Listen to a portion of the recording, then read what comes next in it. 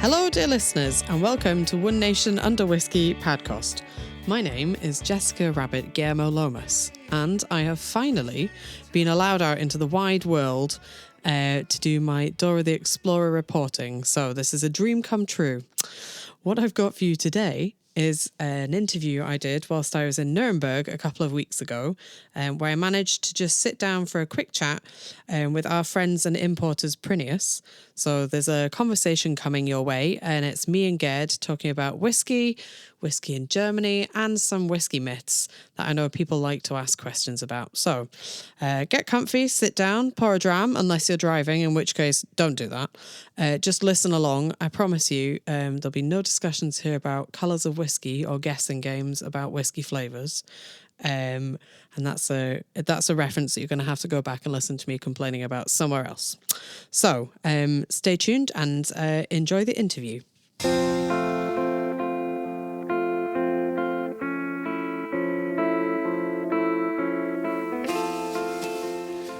So, hello, I am here in my first annual report of all things Dora the Explorer Whiskey Adventures, as I was threatening on several podcasts. And I am coming to you from the sands of time now, but we are sat in Nuremberg, and I am joined here by our good friend, Gerd, who I'm going to get to introduce himself in a second. And we're going to chat a little bit about single cask nation in Germany. And if you can hear, we're sat out the front on a much slower, gentle day on a Sunday. So first of all, hello, Gerd. Hello, Jess. Thanks for joining me.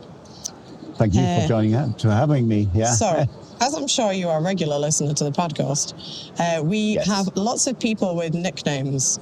And I could invent a nickname for you, but I think you have singularly one of the best surnames I have ever heard.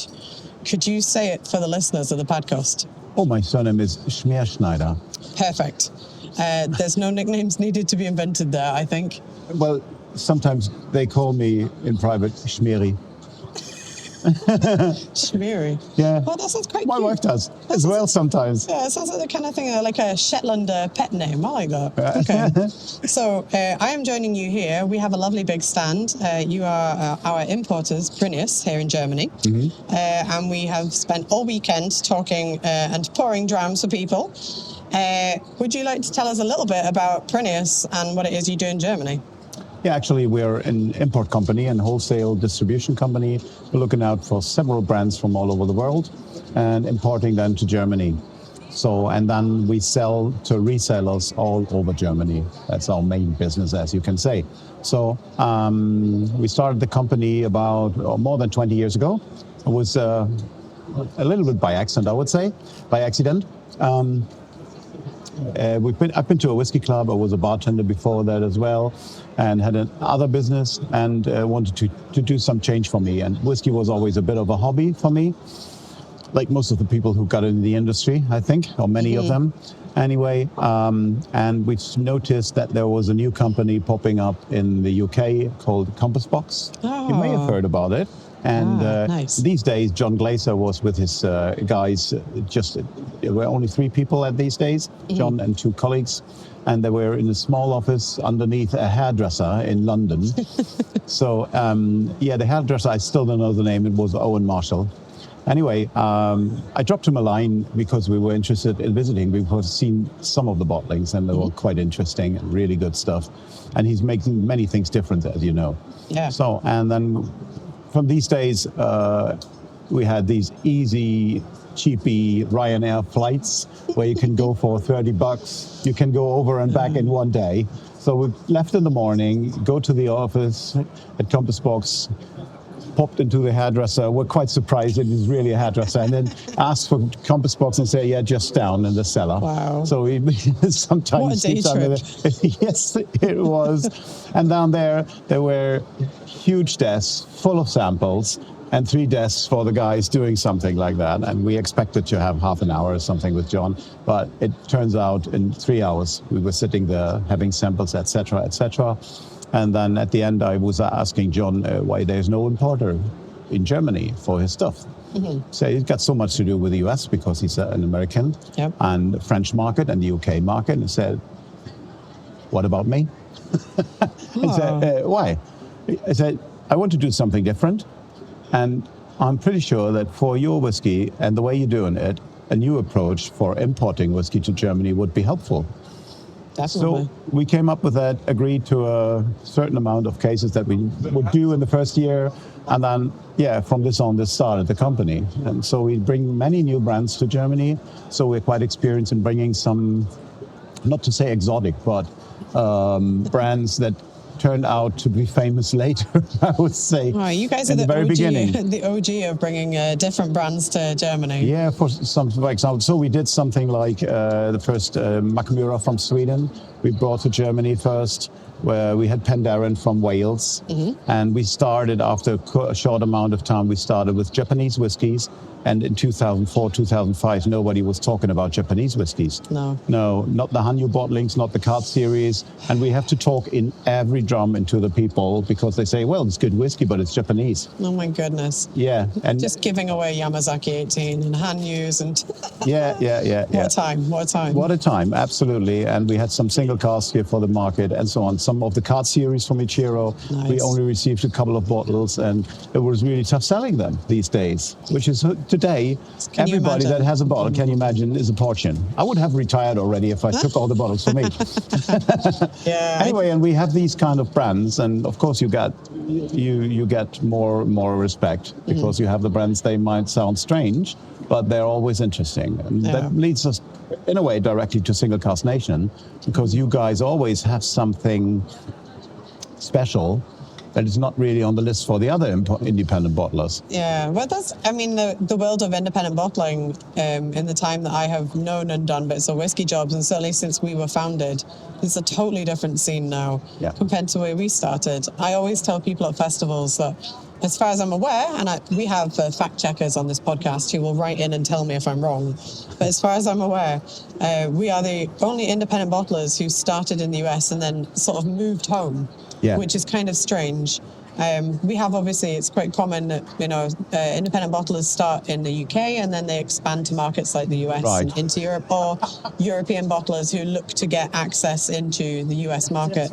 I don't know anybody else who has done it in the way around as us. So. No, never heard. I think that's part of the fun. It's a nice little unique story to tell. It's a bit confusing when they're presented with me, especially here in Germany, and I explain that we're an American company. But I'm not American. Which is like, raising an eyebrow, It's like when we came with Compass Book and say, well, the owner is an American. What? Yeah. How can he dare to make whiskey? I think for me, one of the joys of traveling a little bit and doing whiskey festivals, especially coming to Europe, I think because there are so many distilleries in European countries, we're very spoiled in Scotland. It's very easy to be a bit kind of pigeonholed and only think about whiskey comes from Scotland. And yet here in this enormous exhibition hall behind us, there's tons of German distilleries, and then of course there's distilleries from all around Europe. There's Austrian, there's the guys from Finland are here, there's a whole bunch, including on our own stand, Danish distilleries, and I think that's for me really fun to come and experience stuff. Big variety here. Being part of Prineus is great because we have such a diverse portfolio that I can, in between pouring jams for people, I can take a little wander down the stand and I can come and see Sharon at Indri and try some Indian whiskey. It's too busy today, but it could come all the way down to Christoph and ask him about two. And then we have, of course, Gary from Lindor's up to the other end of the stand from me.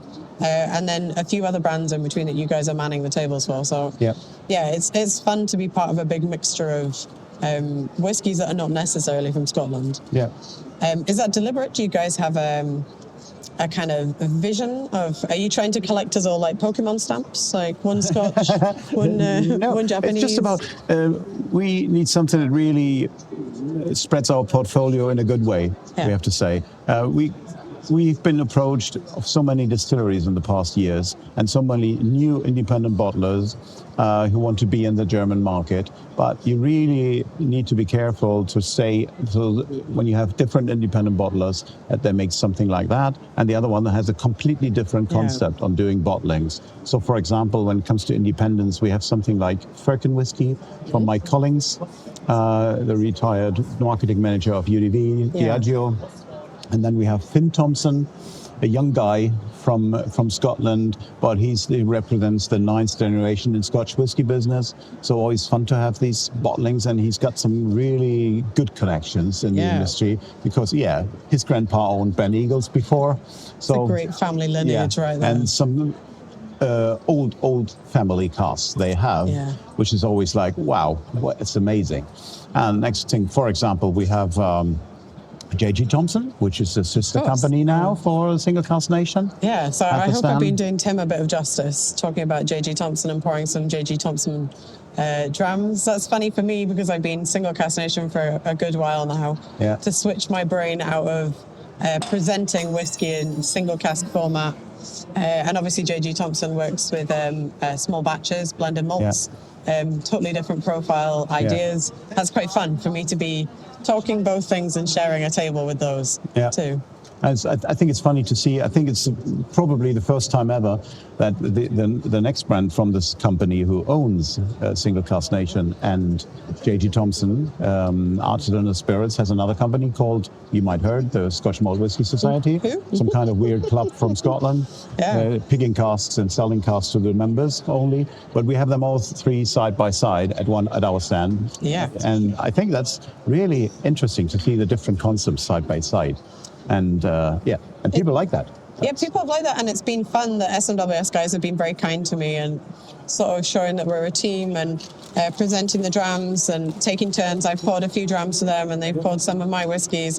That's quite nice to kind of present things together because I think actually, weirdly enough, considering that we are both independent bottlers, there's not a massive crossover between the two. So it's fun to kind of bring people together, especially in somewhere like Germany, where I think the average whiskey drinker that is in this fair is maybe a little bit more knowledgeable than some of the other festivals I've worked at. Yeah.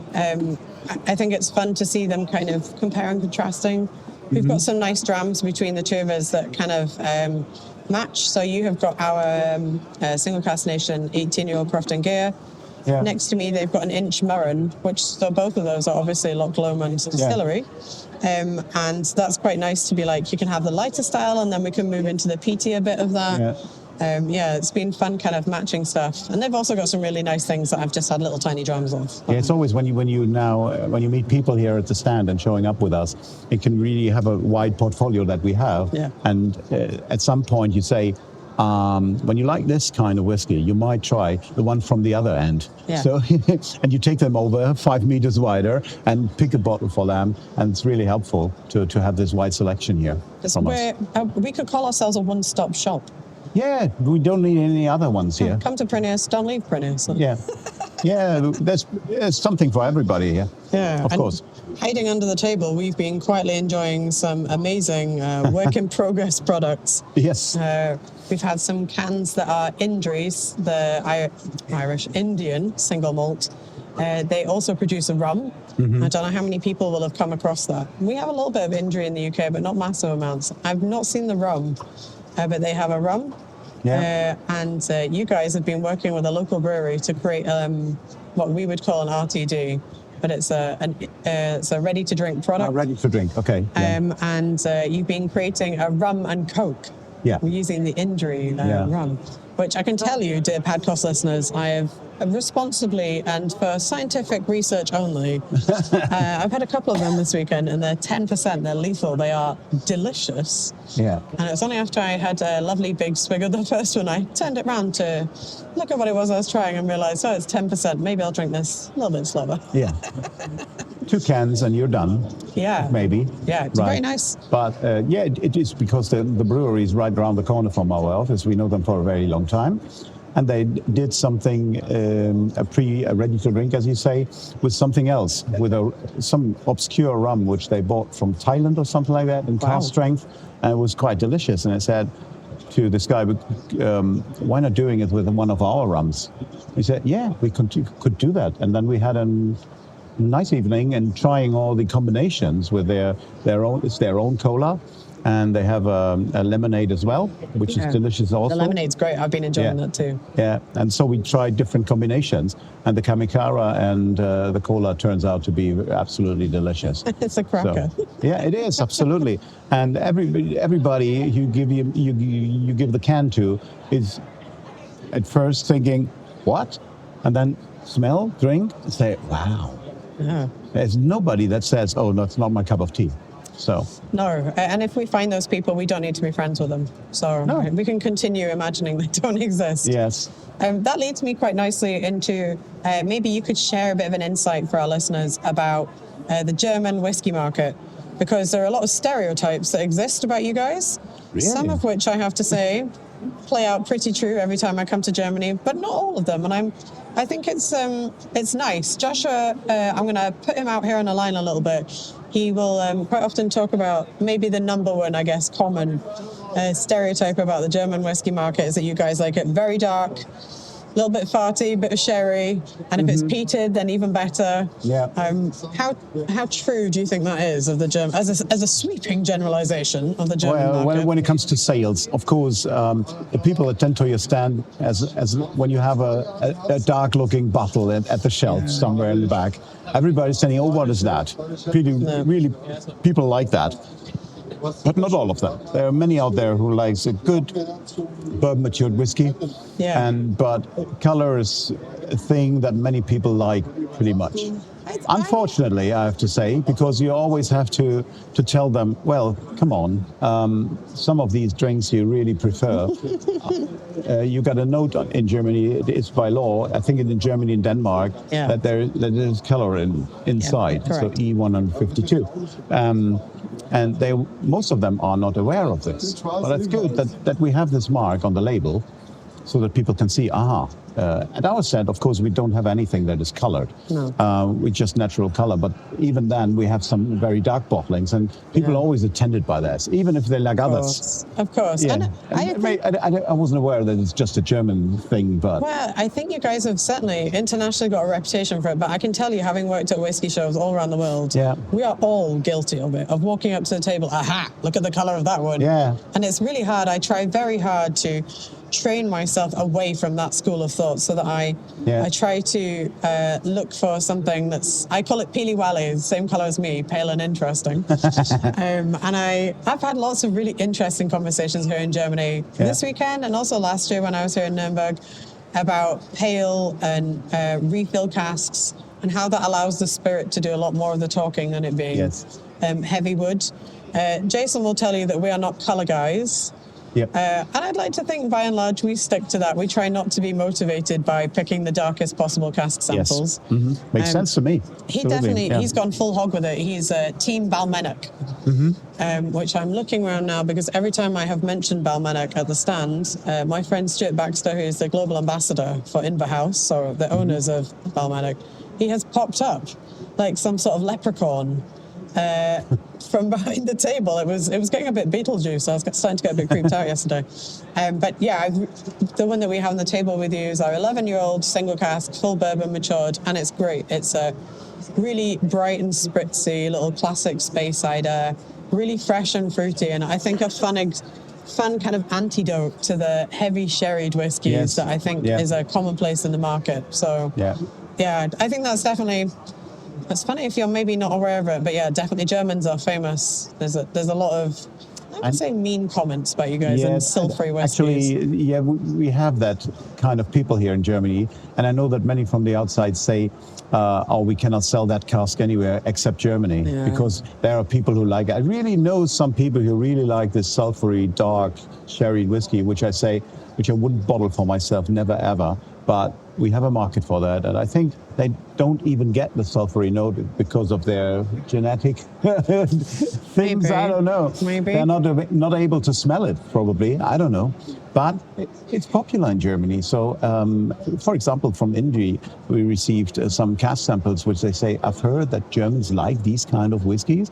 Said, "Yeah, let's give it a try." And she sent over some samples, and some were really weird, but one was quite good.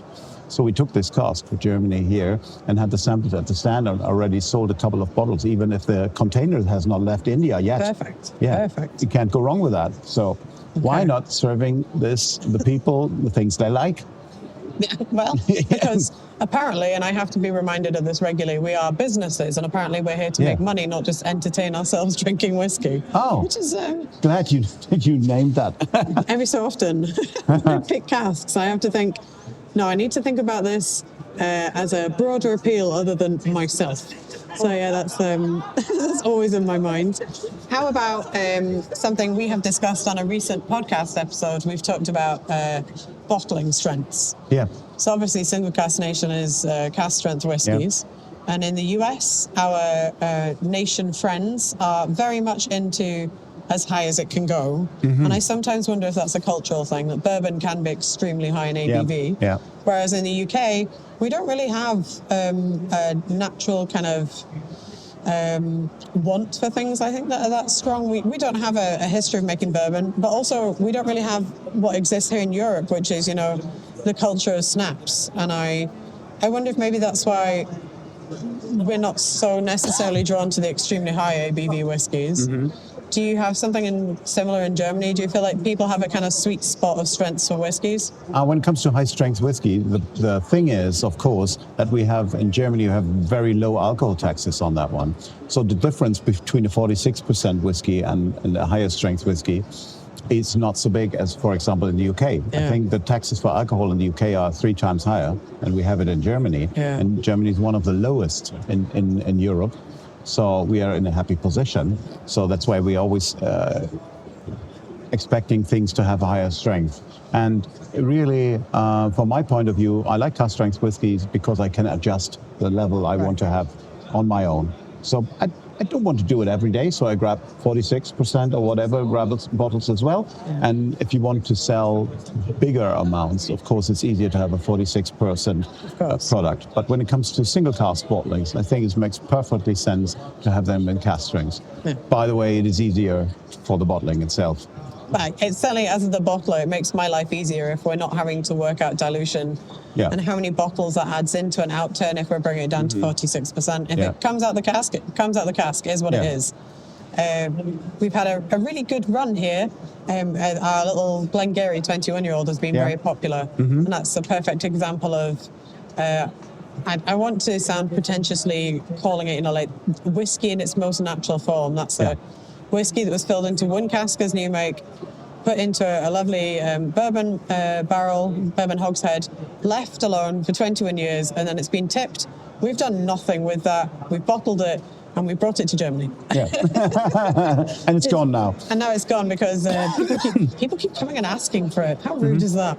But it's fun to have within even our smallish collection on Single Cask Nation, something like the Balmenics and the Glengarrys and the Crofton Gears that have spent their whole lives in one cask. Yeah. I think that's a very easy concept to understand. Right. But I also think increasingly independent bottlers talk about finishing and re-racking and taking that liquid and putting it into something else. Yeah.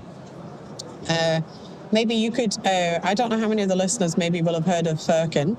They have quite a unique approach to casks. Oh, yes. Yeah. Could you, for the listeners, briefly I just want to come them? back to when you say that independent bottlers are doing finishings and so on.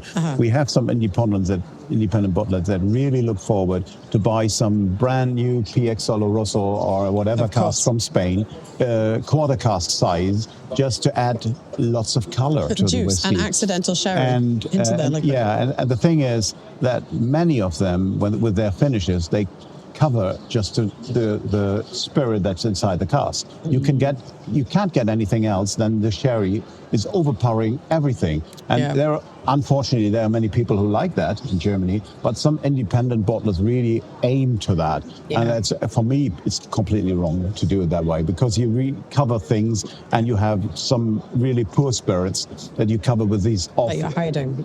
Sherry notes. I'm going to do a hand signal, which makes no sense in an audio format, but I like my whiskies to do a circle. I want it to start in your nose, and I want it to pass through into the palate and the finish. I want you to have gone the full circle and come back to where you started. And hopefully that makes you reach for the glass and take another sip.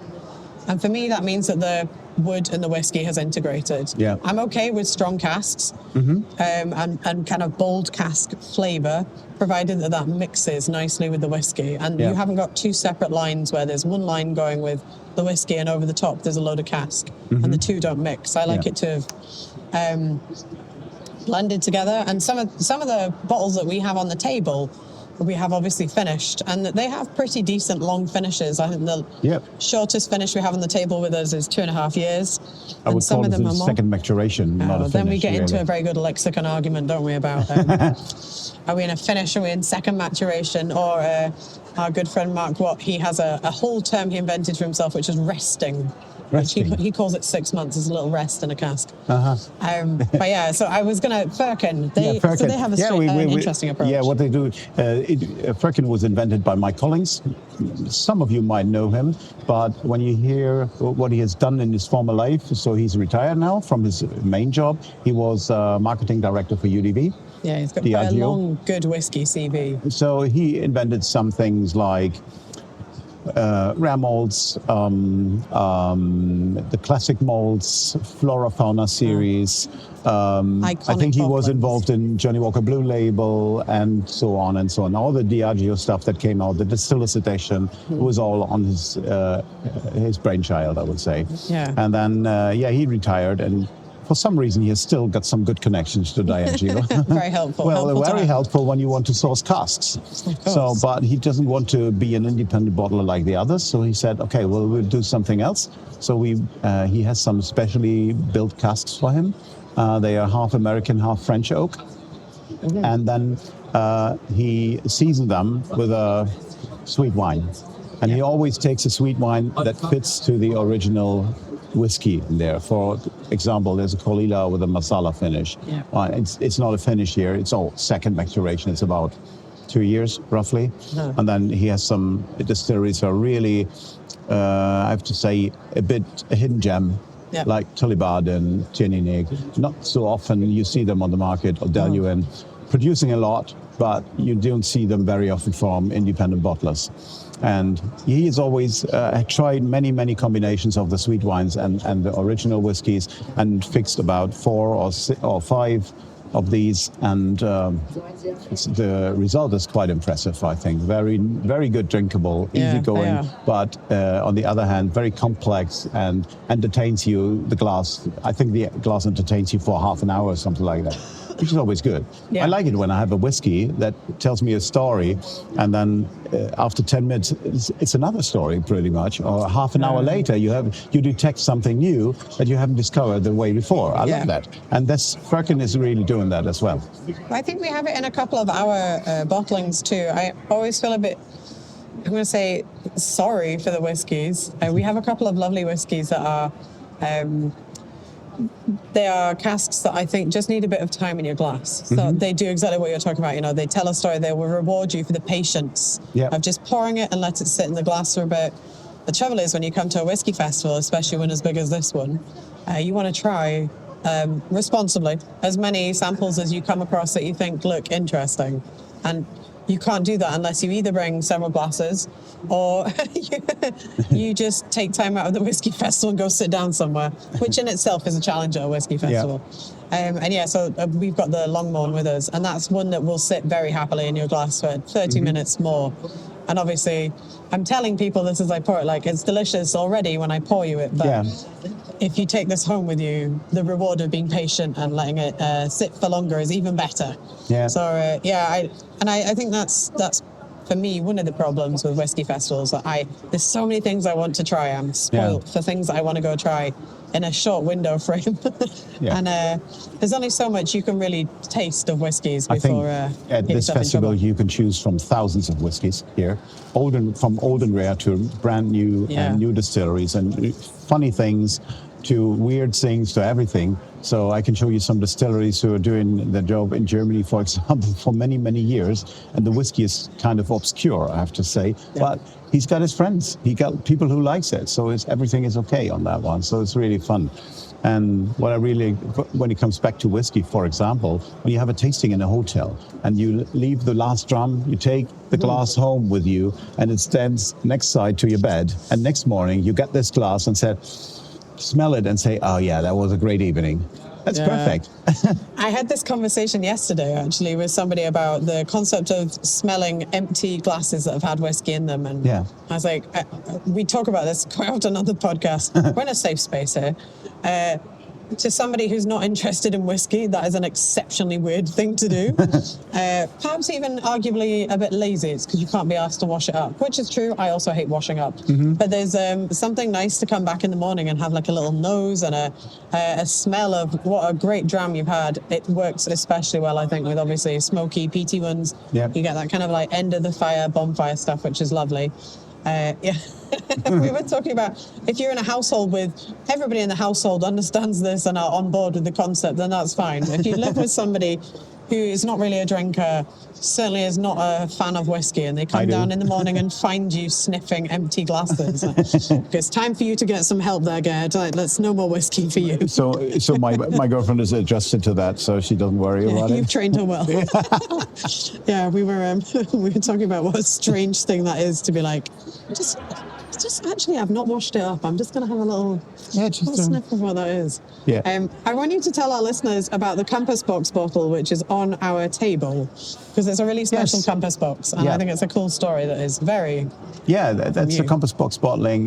We have a Facebook group where I am the admin for many years now, because this group already existed, and it was just laying flat, because the original one who founded it left this group, and nobody was there, and for some reason I was asked by Facebook, KI, whatever, do you want to be the admin? Destiny. I said, why not? Because we were importing Compass Box these days, and we bring up the group, I think, from 400, 300 people up to now 1,700 people.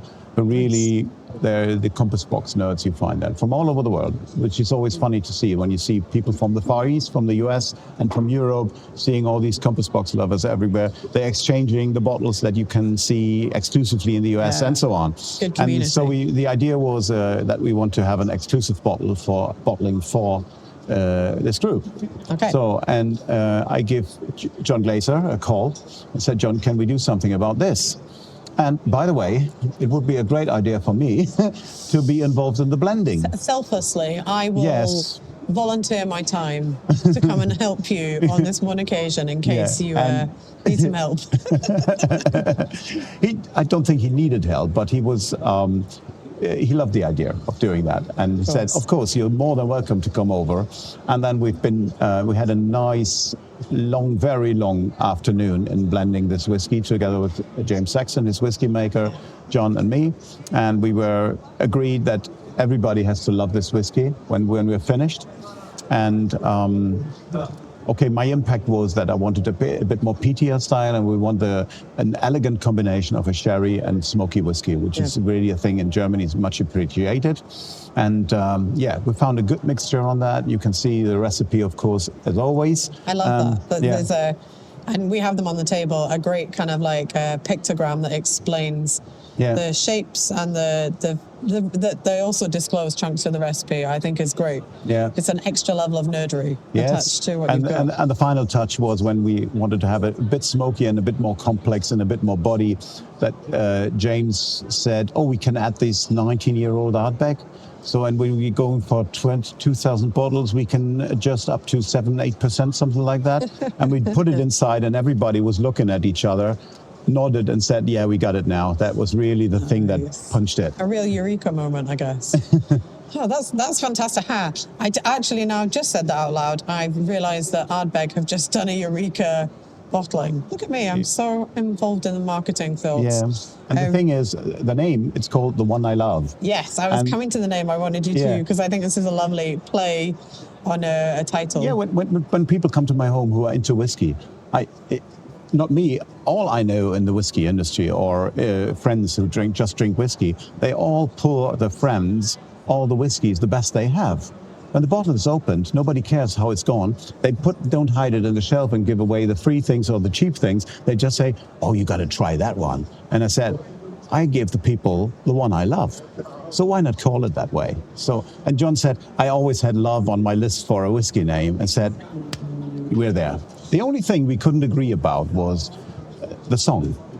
John was more for REM, the One I Love, and I was more into Coldplay, One I Love.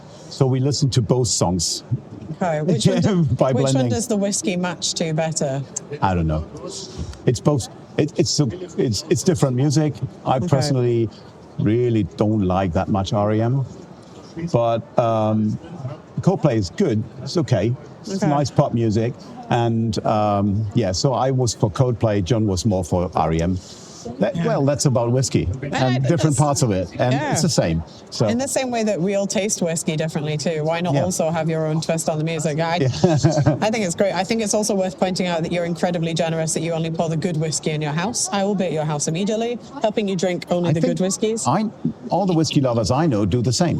When I come to a stand here and a friend runs a stand, he said, "Oh, you got to try this one." You wouldn't come up with, because when you see all the bottles, you say, "Gosh, tell me." And he said, "Oh, you need that one, the hidden bottle under the shelf." Of course, absolutely. Yeah, it's all the same, And most whiskey lovers do it that way.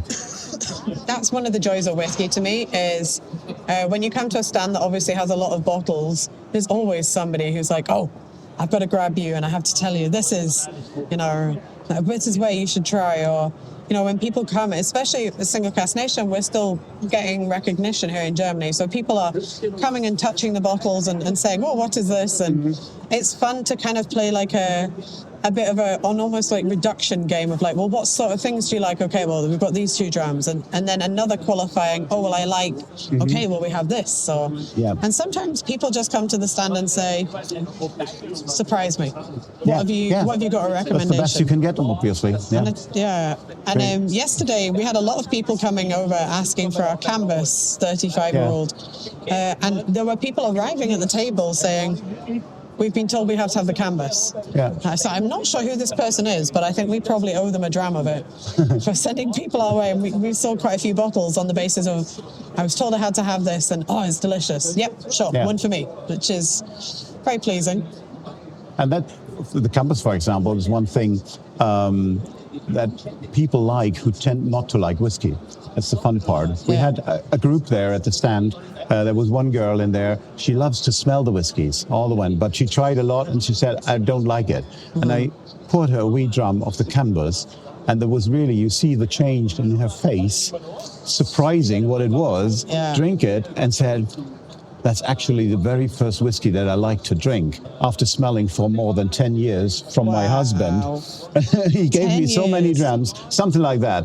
It was so funny to see that change in their face and say, "Yeah, that's grain whiskey. Have a look at old grain whiskies and you will get this flavor profile." And what I think is great about a moment like that is, I really bless her for being persistent in trying for 10 years. You didn't tell me that bit yesterday. But now that's unlocked a whole world for her, and she's now got a kind of little insight of where to start. And now she can go out and find things based on that recommendation and the experience that she has had. So that's very cool, and I think it's one of the really fun things about whiskey, about that, in a trusted space here. She's admitted out loud she doesn't like it, but here she is at one of the biggest whiskey festivals in Germany, still making it through. Yesterday's a long session, Saturday's a long day. It was a lot of people, and she's still willing to play the game. I think fair play to her. That's great to see. Especially to come to Arctic. I don't know if it's still there. The motto from Compass Box, which John had in his office, is just share and enjoy. That's all about that. That is nice. Snappy too. I think we should come up with something like that. Podcast listeners can email in with their suggestions. I love winding up the listeners a little bit and having them. I love the feedback. They're very good at critiquing. I get some great emails, some great questions. So if you can come up with like a snappy little line for us, let's go for it. Just one thing about the One I Love. The biggest challenge for us for a worldwide Facebook group was to find a retailer who is able to ship that all over the world, because he had orders from Singapore, from the US, and so on, all different custom choices and so on. But at the end, we found somebody who was handling that. So that was the best part of it. I assume they were a Compass Box fan. To want to take on a challenge. They had to be somewhat personally invested in the concept of it as well.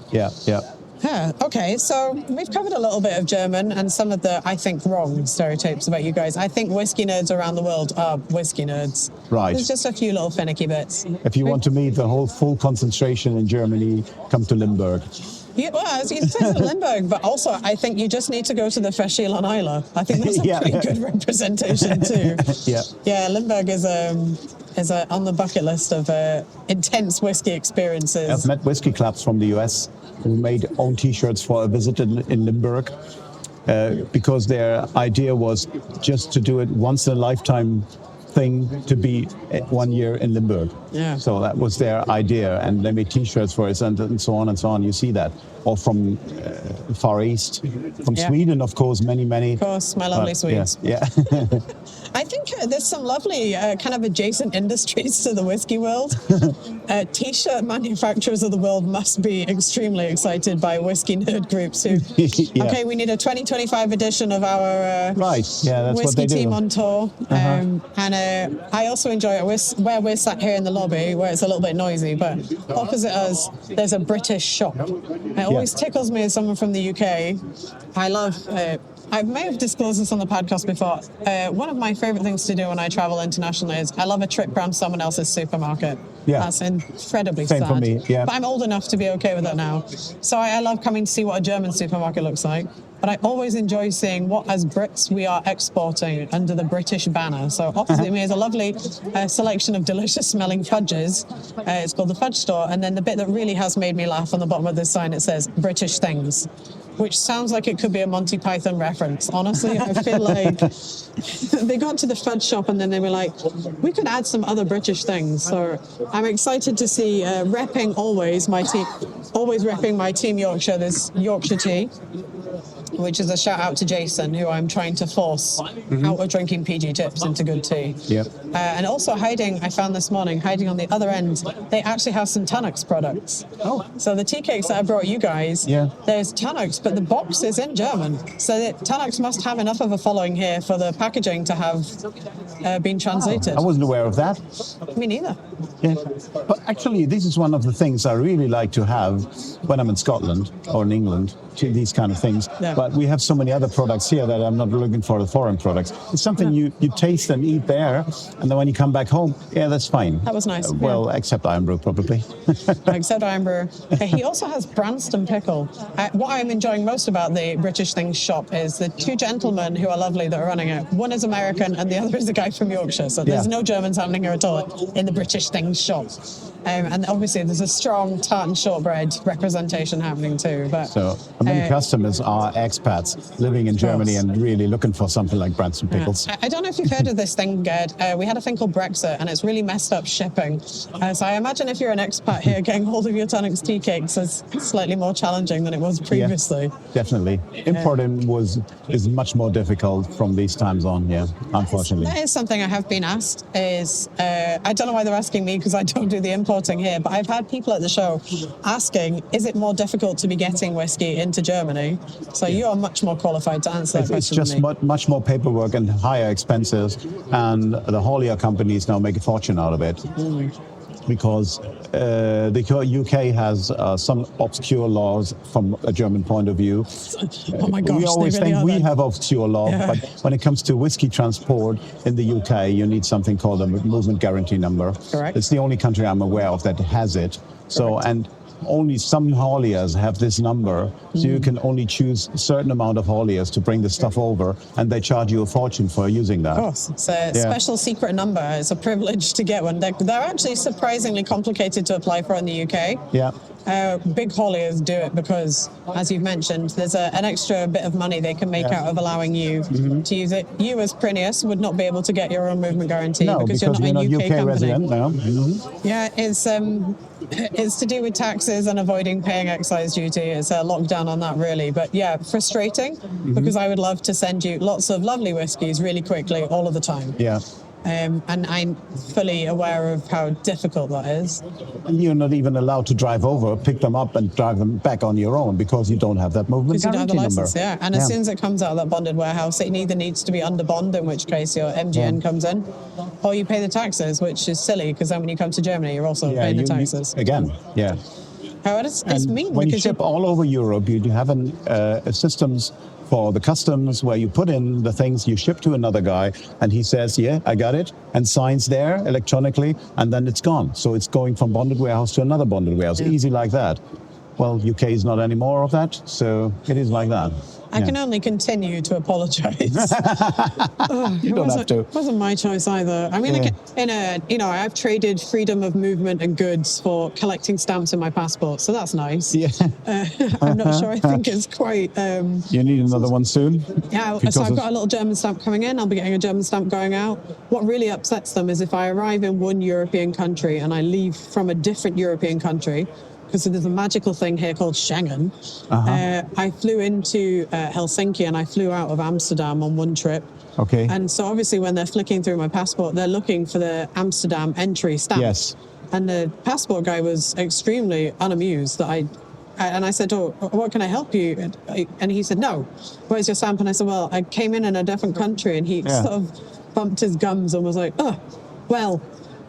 And I was like, "It's not my job to explain Schengen to you." And also, we just opted out of it. So I'm really doubly unhappy about this whole situation. Right, So there's a few Brexit whiskey related. I mean, there's other bits of life that are heavily affected by it, but that's not what we're here to talk about. So let's not imagine them as a difficulty. So I think that's quite fun. I have also brought you guys some little preview samples of what's to come in our next outturn.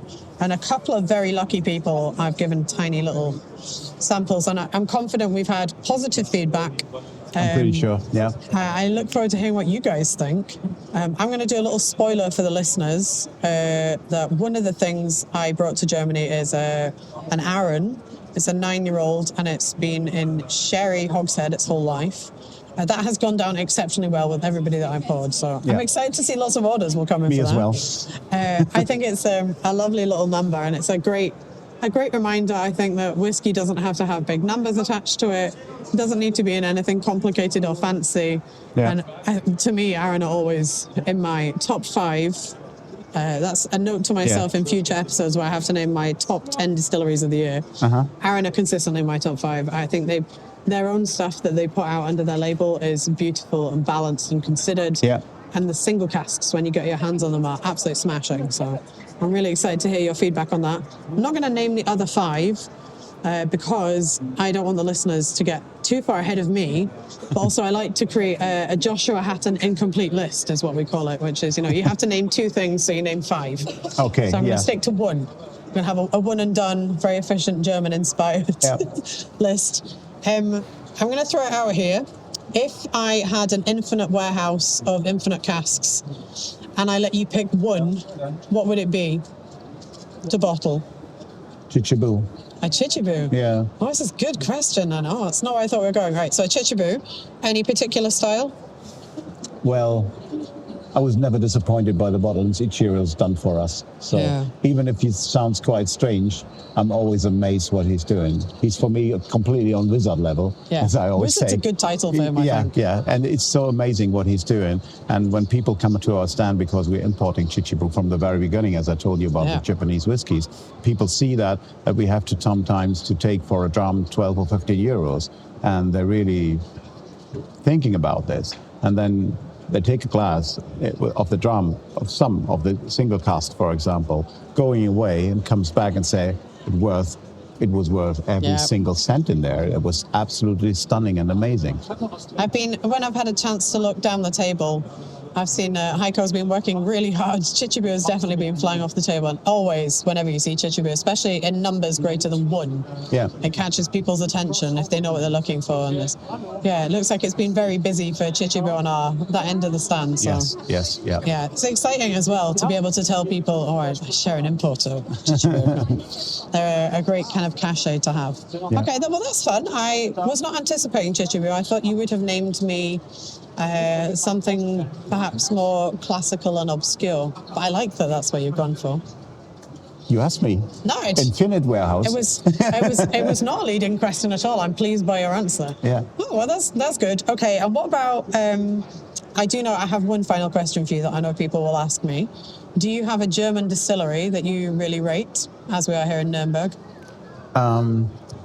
Actually, I would say it's a tiny distillery. It's on a tiny island of my part of Germany, which is the very much northern part of Germany, Schleswig-Holstein. And on the western coast, we have a small island called Föhr. Uh-huh. And there's a tiny distillery. He's a farmer. And he's planting his own barley, has his own cows, making his own malt from his own barley in a very nice, nice configuration, because the ventilation system was from his cow shed, because it's such a huge, and he needs to cool in the summer. He needs to cool the malting process, and it's automatically done. And he's got some tiny machine to automatically turn the barley every now and then, and spreading the water over it, that it grow, and so on and so on. So really funny, and the result is quite interesting, really. And one of his grandfathers, whatever, was one of the first who emigrated from this tiny island to New York. Mm-hmm. So it's still, until today, there's a strong community in New York from guys from this island, and they helping each other still. But some members of his family returned back to the small island and took over the farm. So, and he's now the one generation, but he's making good whiskey there. And the fun thing is that people returned from the US to Föhr in the 1950s. They brought over a drink called Manhattan. Oh, a little-known drink called a Manhattan. Yeah, and on this island, it's the national drink to have a Manhattan. Even grandma at a birthday table with 90 years old is drinking a Manhattan, because that's so cool. It's kind of, when I heard the story first, I said, "You're kidding," and he said, "No, it's the #1 drink." So that's why he's aging part of his whiskey in vermouth casks. Yeah. So, and if you can get your hands, because it's production is so limited, he's doing, because he has not more barley, so he can only do 8,000 to 10,000 liters a year. But this whiskey is really fun, really good, and can help with all the others. There's just one tiny thing in Germany that's really interesting. Yeah, you took me over to chat to the guys, and I had a little sample of the whiskey that you're talking about, being in vermouth. It's very interesting. It's not a cask type, I guess, within the industry. We're talking more about different styles of rejuvenation. We've got STR, DCHA, RECHA, we've got wine casks, we've got a myriad of sherry casks. Yeah. It's not very often you hear people mention vermouth as a cask-based choice. For him, it was absolutely natural to do it that way because of this national drink on this island. You didn't share the name. I think the podcast listeners, especially if they're in America. There you go. He still uses the logo that his grandfather had on his daily in New York.